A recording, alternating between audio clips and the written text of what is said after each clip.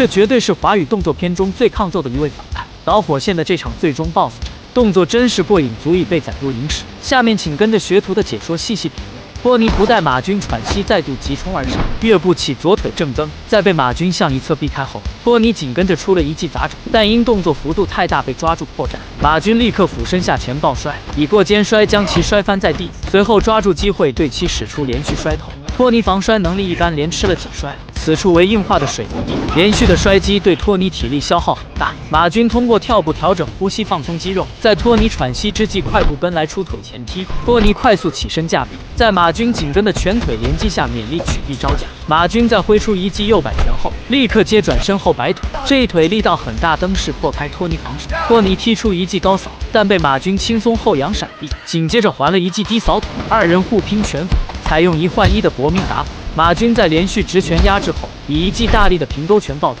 在托尼踉跄后退之际，迅速跟上使出凌空3连飞踢，登时将托尼踢退数米。托尼稍作调整反攻而来，但此刻拳腿招式有些凌乱，马军在闪避之际抓住破绽，以一记卸夹将托尼拧倒。卸夹是一种柔术中的舍身技，是以双腿夹住对手上半身并使其后倒，因为极易扭伤膝关节，属于禁止技。在托尼倒地的一瞬，马军立刻翻转至上位，迅速将托尼右腿擒至自己双腿中间，顺势后倒并使力夹紧。马军成功施展出西十字固。西十字固是柔术中的代表性招式，一旦成型，对手的膝盖将被折断。但此处马军的臀部没有压紧托尼髋部，这给了其一定的腿部活动空间，所以西十字固未能将其降服。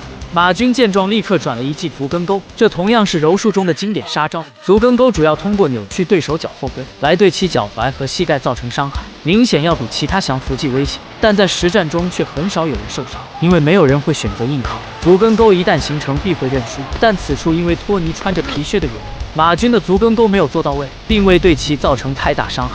托尼迅速抽左腿猛蹬马军大腿，挣脱了其地面控制，随后立刻跃步上前，以右手摆拳抡击。马军立刻俯身下前，在避开摆拳的同时快速近身搂抱，以一招得势背摔将托尼重摔在地。这一招极为凶险，托尼3D 阿虎便是被马军以得势背摔击垮，却不料托尼抗击打能力强悍，竟仍能挣扎起身。马军不待其站稳，立刻飞身上前，跃起以双腿齐紧，将托尼拧翻倒地。怎料托尼皮糙肉厚，竟再度起身，并立刻起左腿下踢。马军见状，再次使出卸夹，在托尼倒地之际，立刻抓其外套，使出了一招衣襟脚。在真实格斗中，长发宽大衣物等极易成为对手控制自己的工具，此处托尼明显吃亏。再以大力掰开马军右腿后，托尼立刻俯身砸掌，马军迅速向一侧闪避，并立刻转身拿背，想以裸脚制服托尼。裸脚是从对手背后对其控制并实施绞杀的技术，实用性极强，在综合格斗比赛中很常见。此处马军在拿到托尼后背后，以左臂对其箍紧，同时右手扣住其后脑，对托尼使出了裸脚。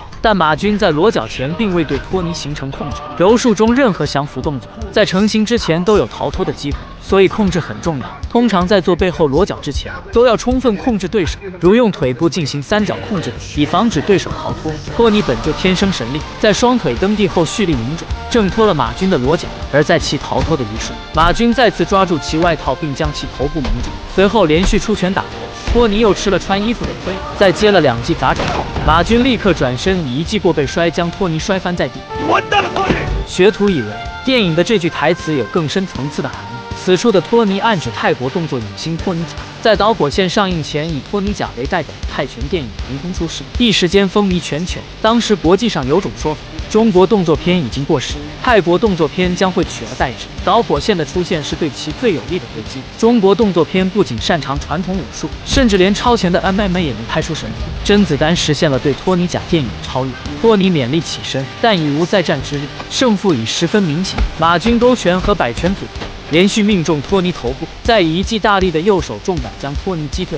马军立刻跟上垫步起左腿侧传，托尼当时被踢飞，撞击在水泥柱上，已是惨败的局面。但此处托尼却露出了笑容。此处有很多人不解，托尼为什么会笑？学徒以为托尼的笑是苦笑，出来混迟早要还的。他早已料到自己会有这一天。